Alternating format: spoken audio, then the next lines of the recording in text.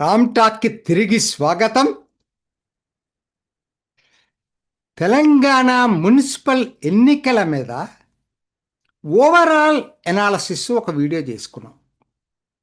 ఇప్పుడు బీజేపీని గురించి పర్టికులర్గా ఒక వీడియో చేయాలనిపించింది. ఎందుకంటే తెలంగాణలో బీజేపీ ఏదో ఎమర్జింగ్ ఫోర్స్ అనేది ప్రతి ఒక్కరికి హోప్స్ ఉన్నాయి. ఇవాళ పూర్తిగా అది చతికిల పడింది.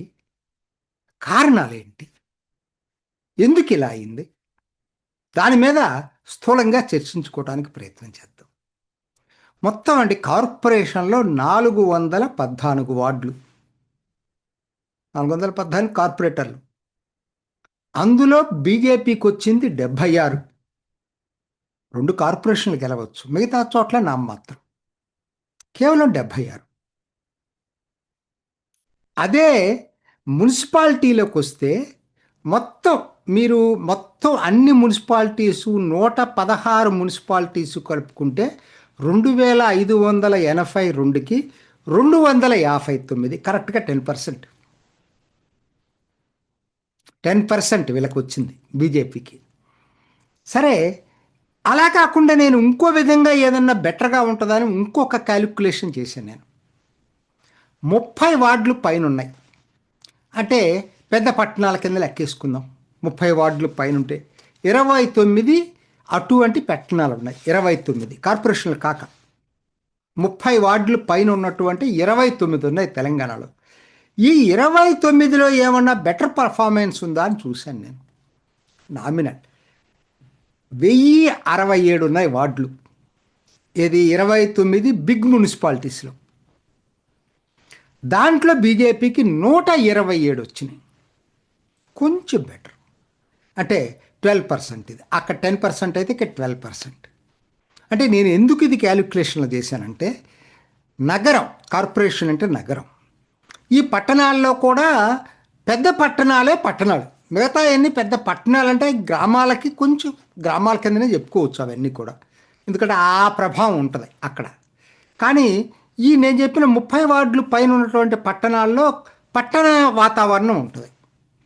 మరి ఎక్కడ నగరాలు, పెద్ద పట్టణాలు, చిన్న పట్టణాలు, ఎక్కడా కూడా బీజేపీకి ఒక్క మాటలో చెప్పాలంటే తెలంగాణలో universally urban voters rejected BJP. ఇది గ్రౌండ్ రియాలిటీ. నేను కావాలని చెప్పడం కాదు కదా, నేను చెప్పడం తెలుసు కూడా, చాలామందికి తెలుసు. అది ఉన్న రియాలిటీ నేను చెప్తున్నా. కాబట్టి కేవలం 2 కార్పొరేషన్స్ గెలిచినంత మాత్రాన చంకలు గుద్దుకునే పరిస్థితి బీజేపీకి లేదు. ఇంకొంచెం మనం డీప్గా వెళ్ళి అనలైజ్ చేసుకుందామండి. ఇంకొంచెం డీప్గా వెళ్దాం. ఎమ్మెల్యేలు ఉన్న చోట కనీసం నేను ఎక్స్పెక్ట్ చేసింది ఏంటంటే, అంతకుముందు వీడియోలో కూడా నేను చెప్పాను, లోకల్ లీడర్స్ ఎమర్జ్ అయ్యారు కాబట్టి ఆ ఏరియాల్లో మున్సిపాలిటీల్లో ప్రభావం చూపించవచ్చేమో అనిపించింది నాకు. కానీ అది నాకు ఎక్కడా కనపడలా. నిర్మల్ ఏలేటి మహేశ్వర్ రెడ్డి శాసనసభాపక్ష నాయకుడు బీజేపీకి. అందరూ అనుకున్నారు నిర్మల్లో బీజేపీ వస్తుందని చెప్పి. No, Congress dominated. కేవలం ఖానాపూర్, అది నిర్మల్ జిల్లాకు వస్తుందా, నేను అది చూడాలి మళ్ళా. ఆ ఖానాపూర్లో మాత్రం టై అయింది.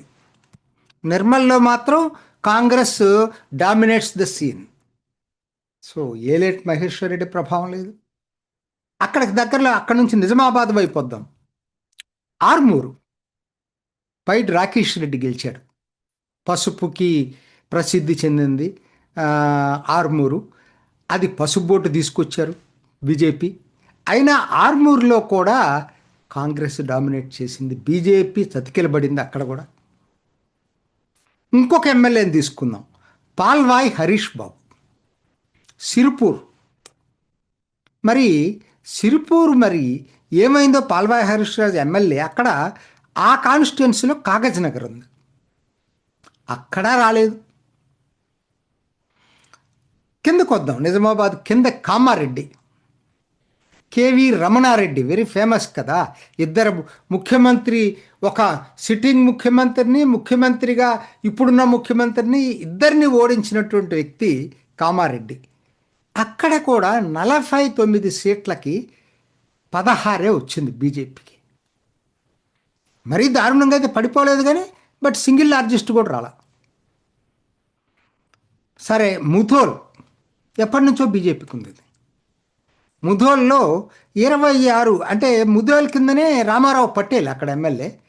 అక్కడ ముధోల్ కిందనే ఈ బైన్సా అసెంబ్లీ ఉంది. చాలా కాంట్రవర్షియల్ అసెంబ్లీ, మున్సిపాలిటీ. మీకు తెలుసు కదా, బైన్సా మధ్య ముస్లిం హిందూ కాంట్రవర్సీస్ ఎప్పుడూ ఉంటుంటాయి. బీజేపీ ఈసారి బాగా పర్ఫామ్ చేస్తుంది అంటున్నారు. నవనీత్ కౌర్ని తీసుకొచ్చారు అక్కడికి, ఆవిడ్ని తీసుకొచ్చి ప్రచారం చేయించారు. కానీ 26 వార్డులకి కేవలం 6 వార్డులే వచ్చినాయండి. కొంతమంది తిరుగుబాటు అభ్యర్థులు ఉన్నారని చెప్తున్నారు. 6 వార్డులే వచ్చింది అఫిషియల్గా బీజేపీకి మాత్రం. ఏమైంది మరి? ఎమ్మెల్యేల పర్ఫార్మెన్స్ ఏంటి? ఎంపీలు చూద్దాం. ఎంపీలు చూసుకునేటట్టయితే ఈటెల రాజేందర్ మరి ఈటెల రాజేందర్ కోసమే బండి సంజయ్ని తప్పించారు. ఆయనకి మళ్ళీ ఓడిపోయినా తీసుకొచ్చి ఇక్కడ ఎంపీగా సీట్ ఇచ్చారు, మల్కాజ్గిరి. ఆయన మల్కాజ్గిరి పార్లమెంటరీ కాన్స్టిట్యున్సీలో మల్కాజ్గిరి జిల్లా ఉంది. ఏమైంది మరి పర్ఫార్మెన్స్? బీఆర్ఎస్కి ఉన్నది తప్పితే ఈయనకేం లేదు అక్కడ. బీజేపీ అక్కడ బొక్కబోర్ల పడింది. కొండా విశ్వేశ్వర రెడ్డి, ఈయన మంచి సబ్జెక్ట్ ఉన్న వ్యక్తి, బాగా డీప్గానే నేను లైక్ చేస్తాను. ఎందుకంటే ఆయన ఎనాలసిస్ అవన్నీ తెలంగాణలో డీప్గా ఆలోచించే వ్యక్తుల్లో ఒకరు. కానీ ఆయన ప్రభావం అయితే నాకైతే కనపడలా. ఎందుకంటే చేవెళ్ళ పార్లమెంట్ కింద మరి ఒక మున్సిపాలిటీ కూడా బీజేపీ చేజిక్చుకోలేకపోయింది. చివరగా రఘునందన్ రావు, ఐ లైక్ రఘునందన్ రావు. ఎందుకంటే the way he talks articulates the subject. నేను ఆయన కూడా ఒక్కసారి ఎప్పుడు డిబేట్లో కూడా ఉన్నాం, ఇప్పుడు వెళ్ళట్లేదు కాబట్టి నేను అప్పుడు చూశాను. అసలు ఎప్పుడైనా ఆయన మాట్లాడేది నాకు నచ్చుతుంది. కానీ మెదక్లో ప్రభావం చూపించలేకపోయాడు. బీఆర్ఎస్ఏ అక్కడ ఇంకా ప్రభావితం చూపించింది. మెదక్లో ప్రతి చోట కూడా బీజేపీ నేను ఉన్నానని ప్రూవ్ చేసుకుంది. అంతమించి ప్రభావం చూపించే పరిస్థితికి రాలా ఇంకా బీజేపీ. ఇదండి, చెప్పండి. ఇప్పుడు ఎమ్మెల్యేలు ఉన్న చోట మున్సిపాలిటీల్లో ప్రభావం లేదు, ఎంపీలు ఉన్న చోట ప్రభావితం లేదు. కేవలం ఇద్దరు ఎంపీలు మాత్రం అత్యంత ప్రభావం చూపించారు. కానీ అది వాళ్ళ ఏరియాలో ఉన్న అతిపెద్ద కార్పొరేషన్లు. ఇద్దరు బండి సంజయ్, ధర్మపురి అరవింద్, వాళ్ళిద్దరే ప్రూవ్ చేసుకున్నారు. ఇక్కడ ఇంకొక ఇంట్రెస్టింగ్ ఫినామినా, అది చెప్పొచ్చో లేదో నాకు తెలియదు, కాకపోతే నాకెందుకు అనిపించింది చెప్తున్నాను. ఇద్దరు కూడా మున్నూరు కాపు సామాజిక వర్గానికి సంబంధించిన వాళ్ళు. నేను ఏదో ఆలోచిస్తుంటే నాకు అనిపించింది, మున్నూరు కాపు సామాజిక వర్గం తెలంగాణలో అత్యంత ముఖ్యమైనటువంటి సామాజిక వర్గం. 2-3 ఉన్నాయి, అందుట్లో ఇది ఒకటి. మున్నూరు కాపులో బీఆర్ఎస్ కూడా కొంతమంది నాయకులను ప్రొజెక్ట్ చేసింది ఇంతకుముందు. ఎవరు? కరీంనగర్కి వచ్చి గంగుల కమరాకర్, ఆదిలాబాద్కి వచ్చేసరికి మీకు జోగు రామన్న, వాళ్ళ అబ్బాయే మేయర్ పోయినసారి, వాళ్ళు ఓడిపోయారు. అది ఇద్దరు మేయర్ క్యాండిడేట్స్ ఓడిపోయారు అక్కడ. అంటే జోగు రామన్న మున్నూరు కాపు నాయకుడు. ఇంకొక ఆయన కరీంనగర్, నిజామాబాద్ రూరల్లో నాకు ఇమీడియట్గా స్ట్రైక్ కాలేదు. బీఆర్ఎస్ ఎవరినైతే మున్నూరు కాపు నాయకులను ప్రొజెక్ట్ చేసిందో వాళ్ళని వదిలిపెట్టింది మున్నూరు కాపు సామాజిక వర్గం. ఎందుకంటే వాళ్ళు చెప్పిన మాట వెళ్ళలేదు. బండి సంజయ్, ధర్మపురి అరవింద్, అట్లానే ఆదిలాబాద్లో కూడా ఓ సింగిల్ లార్జెస్ట్ పార్టీగా బీజేపీ వచ్చింది. అంటే మున్నూరు కాపులు బీజేపీ మిగతా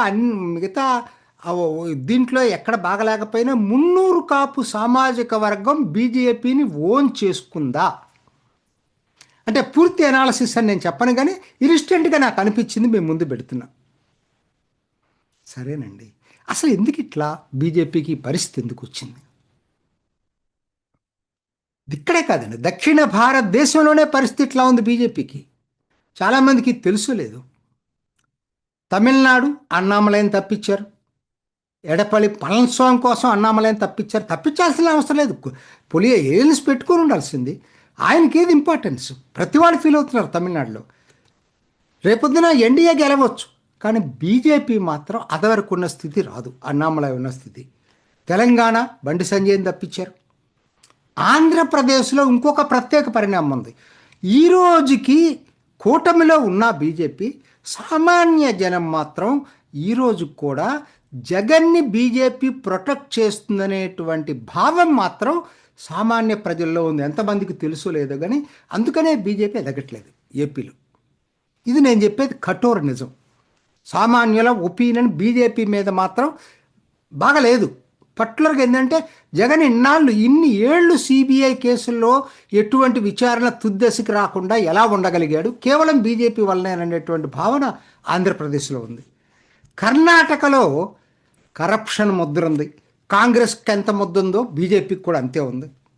ఒక్క కేరళలోనే నా దృష్టిలో రాజీవ్ చంద్రశేఖర్ని బెటర్గా సెలెక్ట్ చేయగలిగింది దక్షిణ భారతదేశంలో. ఆయన వచ్చిన తర్వాత బీజేపీ బ్రహ్మాండంగా డెవలప్ అవుతూ ఉంది. ఆయన పర్సనాలిటీ కూడా అటువంటిది. ఎందుకంటే నేను ఇదంతా చెప్పాల్సిన అవసరం లేదు, కానీ నాకు అనిపిస్తుంది. ఎందుకంటే దక్షిణ భారతదేశంలో బీజేపీ వ్యూహం విఫలమైందనేది నాకు అనిపిస్తుంది.